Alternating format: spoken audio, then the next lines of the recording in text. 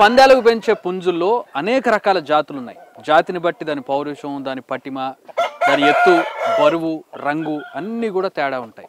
ఒక్క ఈకతో దాని జాతి పేరు మారిపోద్ది. సో అలాంటివి ఎన్ని జాతులు ఉన్నాయి, వాటిని ఎట్లా గుర్తుపడతారు వీళ్ళు, అన్నిటిని ఎలా గుర్తుపెట్టుకుంటారు, దీని ప్రత్యేకత ఏంటి? సతీష్ గారు, మొత్తం ఓవరాల్గా మామూలుగా అయితే ఎన్ని రకాలు ఉంటాయి, మీకు తెలిసి ఎన్ని రకాలు ఉండొచ్చు? నాకు తెలిసింది ఒక్క ఏక తేడాతో 40-50 రంగులు గుర్తించవచ్చండి. ఒక్క ఏక తేడా అవుతారండి. అన్ని ఎర్రనామల పింగళాలు, అన్ని నల్లనామల పింగళాలు అండి. అందులో కూడా తెల్లనామల పింగళాలు ఉంటాయండి. వెన్నెలకి చీకటి కూడా ఉంటుంటాయి, రకరకాలుగా ఉంటాయండి. ఇప్పుడు ఇదేంటిది? ఇవి పై వచ్చే సంవత్సరానికి కానీ తయారు చేస్తున్నాం ఇప్పుడు నుంచేనండి. ఇప్పుడు ఈ వరుస ఉన్నాయన్నీ నెక్స్ట్ ఇయర్కి తయారు చేస్తున్నాం. వీటికి ఒక్కో వయసు ఇప్పుడు సుమారు 14 నెలలు ఉంటుందండి. మొన్నట ఒక 2 నెలల నుంచి గాబులు వేసామండి. ఇవి ఎర్రనామల పింగళాలు అంటారండి. ఇది కాకిడాక పర్లా కూడా అంటామండి మేము. ఎందుకంటే అవన్నీ కలిసి పుట్టి ఉంటుంది, అంతేనండి. నెమల రంగు ఉంటుందండి, ఎరుపు ఎక్కువ ఉంటుందండి, పింగళ చూపు కూడా ఉంటుంది, అందుకని ఎర్రనామల పింగళ అంటాం. ఇది కూడా ఎర్రనామల పింగళేనండి. ఓకే, ఇది ఎర్రనామల పింగళే అండి. ఇప్పుడు దీనికి మీరు ఎర్రనామల పింగళే ఎర్రనామల పింగళ అండి. ఎలా గుర్తుపడతారు? ఇది పింగళ అండి. ఇది ఇలా ఉంటాయి. అవును, ఇది ఎరుపు అండి. ఇది ఓకే, ఇది లోనేమో నలుపట్టు అండి, లోన్ నల్లకట్టు, అందుకని ఇది ఎర్ర నెమల పింగళ అంటామండి. ఇందులో తెలుపు తక్కువ ఉంటుందండి, ఎక్కువ నలుపు వేస్తూ ఉంటాయి. ఎర్రనామల పింగళ అంటే ఇందులో కూడా ఇది ఎలాగే ఉంటుందండి. ఇది నలుపు ఉంది చూసారా, ఈ నలుపు ఒళ్ళంతా ఉంది అనుకోండి, దాన్ని నల్లనెమల పింగళ. ఇది పింగళ అండి, ఎప్పటికైనా పింగళ. ఇప్పుడు ఇందాక మనం చూసిన వాటికి ఇక్కడ హెడ్ మీద ఇది ఉంది, దీనికి లేదేంటి? మేము ఏం చేస్తూ ఉంటానండి, కొంచెం తయారులో పెడదామని ఆలోచన ఉన్నప్పుడు ఒక్కొక్క పుంజుకి 14 నెలలు 15 నెలలు వచ్చేలోపు జుట్టు కట్ చేసేస్తాం. ఇది కట్ చేసేస్తారు. కారణం ఏంటంటేనండి, ఈ జుట్టు ఉంది అనుకోండి ఇలాగా, ఇది ఎప్పుడైనా ఇలా కానీ పక్కకు ఉంగుతూ ఉంటుంది, పెరిగిపోయి. అవును, పెరిగినప్పుడు ఏంటంటే అది కంటికి అడ్డు వస్తుంది, చూపు కండి. అందుకని ముందు నుంచే కనుక దాన్ని నీట్గా షేవ్ చేసేస్తాం, ఇలా కత్తిరితో కట్ చేసేస్తాం. ఓకే, మరి పోటీలప్పుడు పెరుగుతుంది, అప్పుడు ఇంకా పెరగదాక అయిపోయిందండి. అంతేనా? ఇంతే, దీని మీద నీట్గా షేవ్ అంతేనండి. అదేం జాతి అండి? అది కూడా సేమ్ అండి. ఇప్పుడు దాని మీద తల మీద అది కొప్పు ఉందండి. కొప్పు ఉంది, అది దాని స్పెషాలిటీనా? అది దానికి ఏమన్నా అంటే ఒకప్పుడు ఏంటంటేనండి కొప్పు రేజాలు అనేవాళ్ళండి. ఇప్పుడు ఆ కొప్పు కూడా అంతరించిపోతున్నా అంటే అదొకటి అండి. దీనికి ఇక్కడ మనకి కొప్పు కనపడుతుంది, ఇక్కడ చూడొచ్చు, మంచి హెయిర్ స్టైల్ లాగా ఇలా కనపడుతుంది. మిగతా కోళ్ళకి మనం ఇలా చూడలేదు మనం. కొప్పు అంటారండి ఇది. ఓకే, కొప్పు రేజాలు అంటారు ఒకప్పుడు అండి. ఇక కొప్పు రేజాలు అనేది రాను అంతరించిపోయినాయి అండి, కానీ కొప్పు మిగిలిపోయిందండి. ఓకే, ఇప్పుడు ఇది ఏ జాతిది? ఇది కూడా అదే ఎర్రనామల సేమ్, ఇందాక మీరు చూసినట్టు ఇది పింగళ ప్యాకండి, ఇది ఎరుపు అండి. ఇది నలుపు కట్టలు ఉంటాయండి. నలుపు ఉంటుంది, ఒక్కో దానికి ఎరుపు ఉంటాయి, కొన్ని తెలుపులు ఉంటాయండి. ఇది బాగా బ్లాక్ కలర్ లో కొంచెం షేడ్ లో కనపడుతుంది. ఇది అవునండి, ఇది కాకినెమలి అంటారండి. కాకినెమలి అండి. నలుపు ఉందండి, పైన నెమలి. అదే ఆ రంగులు ఎలా వస్తాయండి? కాకి నెమలికి కలిపి పుడితే అట్లా వస్తాయా? మీరు అన్నది కూడా నిజమైన మాట అండి. అది నెమల పెట్టలకి, కాకి పెట్టలకి ఈ కాకినెమలిని క్రాస్ చేసినప్పుడు వస్తుంటాయండి. అది మేము కూడా మ్యాక్సిమం మనం ఏం చేస్తాం, నల్లిపాట్లకి నెమలకు కలిపేటప్పుడు కాకినెమలి వస్తాయని అలా కలుపుతుంటాం మేము కూడా అండి. ఎర్రపెట్టల కింద చూసారు, నెమల పెట్టలు చూసారా, వాటికి ఏంటంటే ఎర్రపెట్టలనే కలపడానికి చూస్తామండి, వీటికి నల్లపెట్టలనే కలపడానికి చూస్తాం. అలా రకరకాలు మేము కూడా దేని చూద్దాం.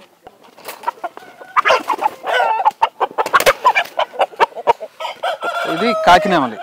అండి. నెమలి అనేది ఎలా అంటే, కాకి అంటే నల్లగా ఉంటది. ఓకే, ఇది నెమలండి. నెమలేకండి ఇది.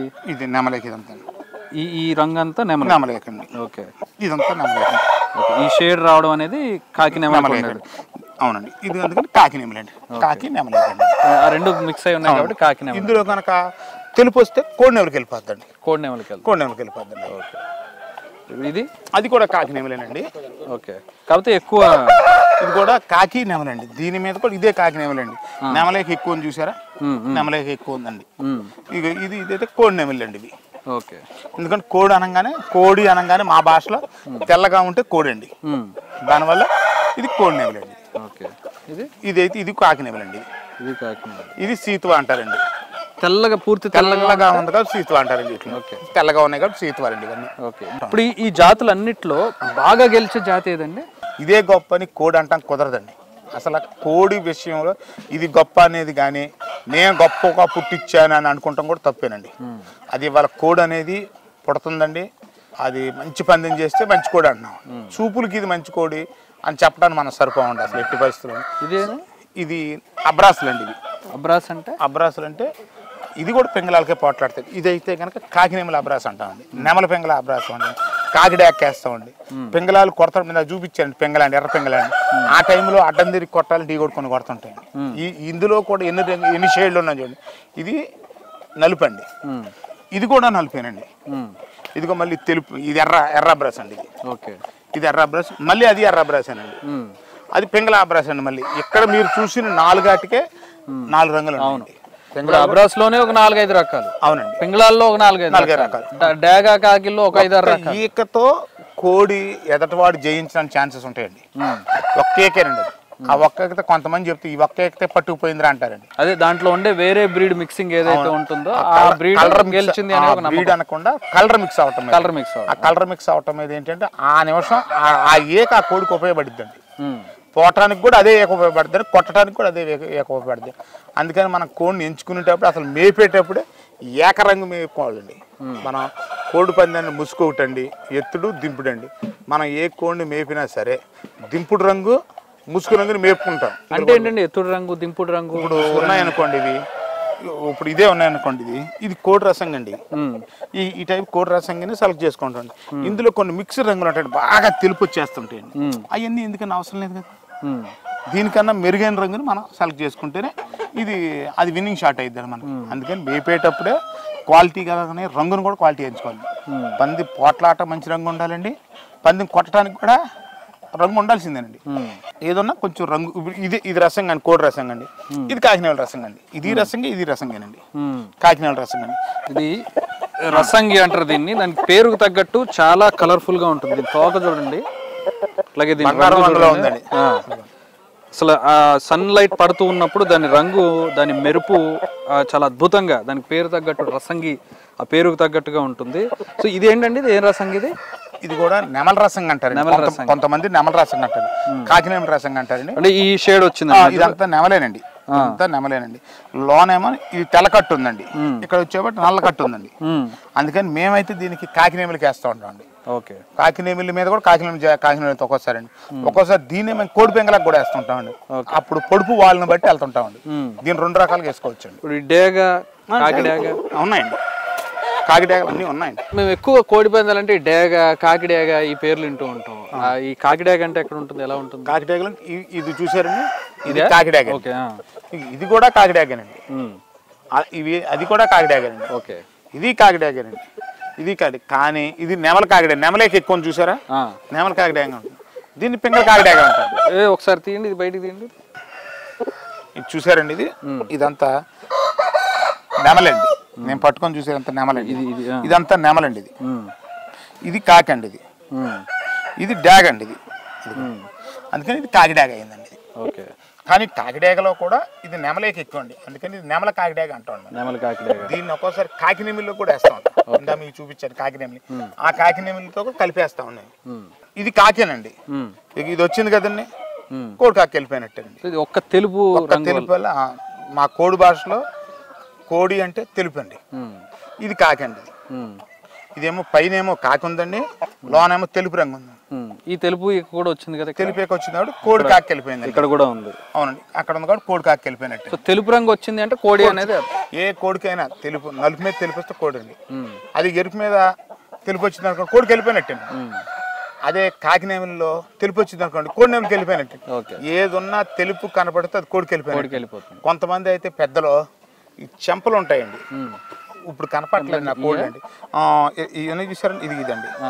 దీన్ని చూసి కూడా వాళ్ళు ఏమంటారంటే తెలుపు వస్తుందండి ఇక్కడ. దానివల్ల ఆ చర్మాన్ని బట్టి కూడా అది కోడి వచ్చిందంటారు. రకరకాలుగా వర్ణిస్తారు.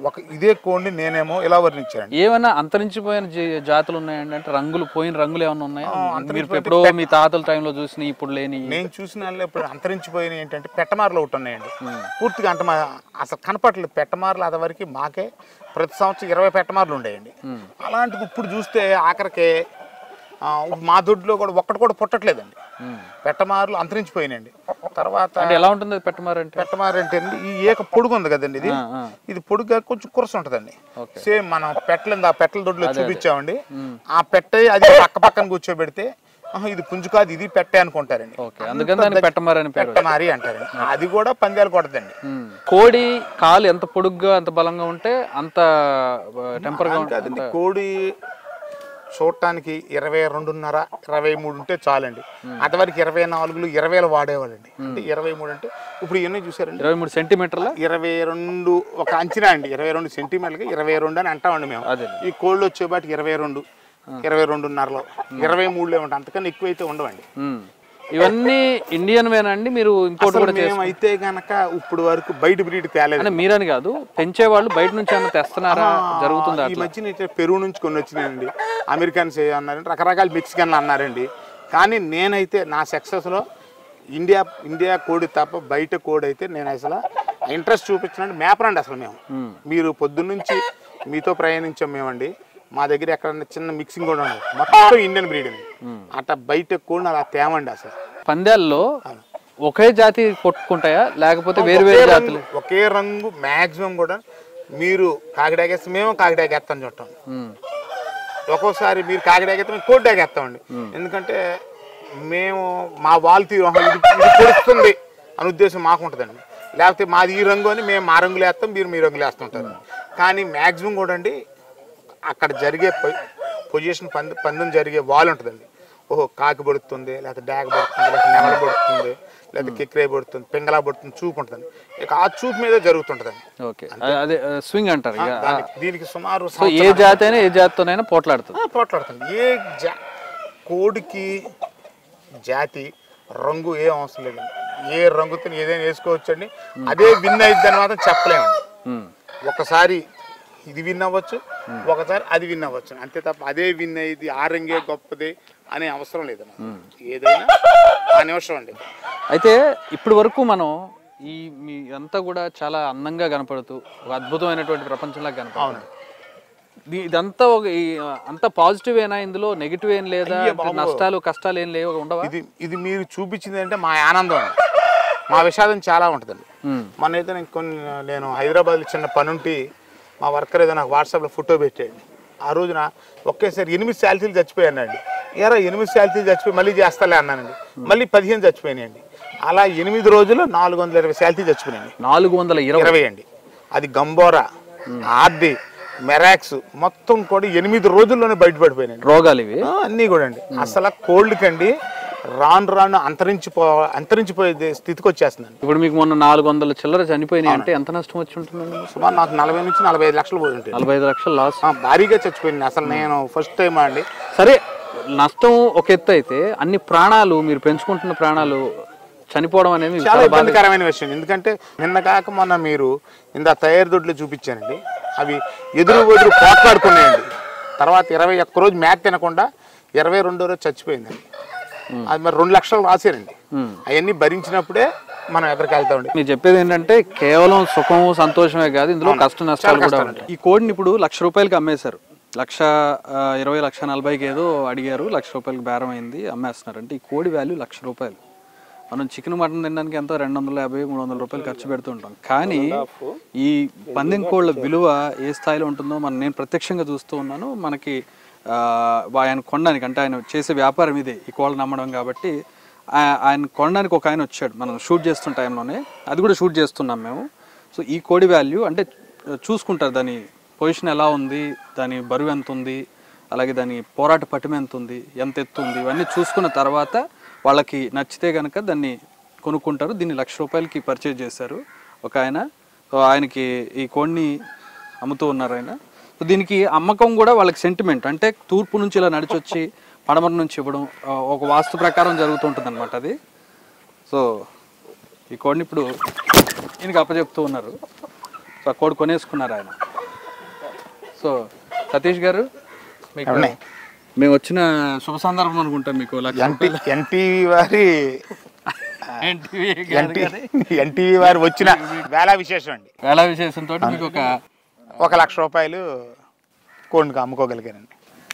సో అది ఈ రకంగా వ్యాపారం జరుగుతూ ఉంటుంది కోళ్ళది. అంటే ఎంత ఖరీదు పెట్టైనా సరే కొనడానికి సిద్ధంగా ఉంటారు కోళ్ళని.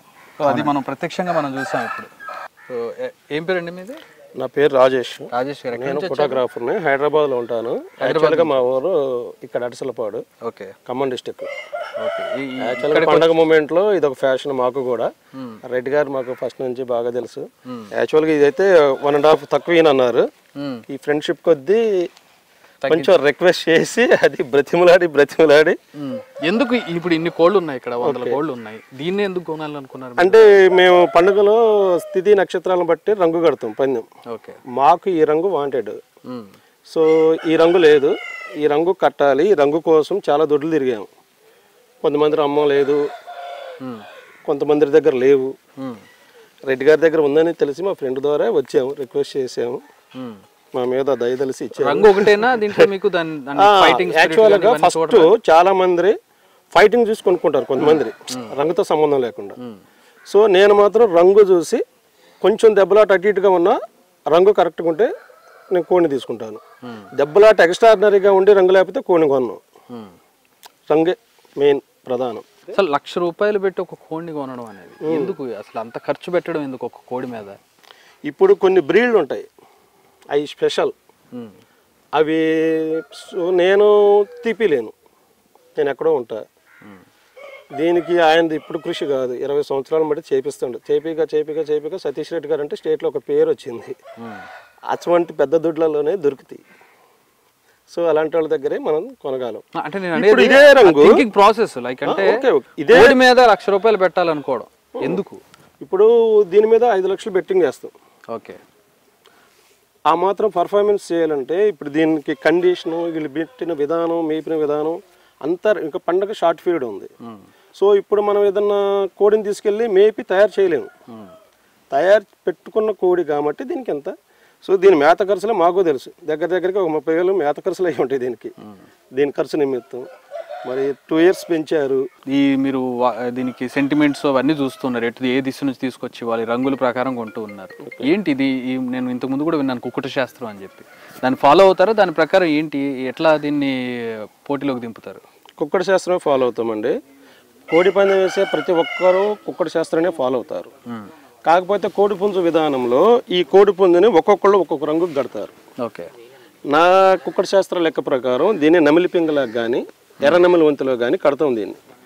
సో ఇప్పుడు ఇది ఇక్కడ తెలుపు ఉంది, దీన్ని కోడి నెమలి పింగలాకి కడతారు.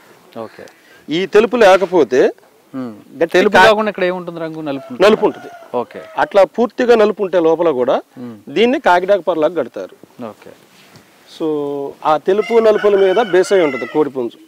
ఇప్పుడు ఇది ఈ కోడి పుంజుని మనం కోడి పింగళ వంతులో కట్టాలి అనుకోండి, ఈ తెలుపులు ఇంత తక్కువ ఉన్నాయి కదా, దీని మీద ఇంకా ఇటు కూడా తెలుపులు ఉండే కోడి ఉంది అనుకోండి, ఇది ఎంత మంచి కోడి అయినా దీని మీద అది విన్ అవుద్ది. గట్టి అంటే పుసి నలుపు ఉన్నప్పుడు ఈ రంగులో కట్టినప్పుడు కోడి తెలుపు ఉన్నది దీని మీద. ప్రతిసారి మీరు అనుకున్న లెక్క కరెక్ట్ అవుతుందా?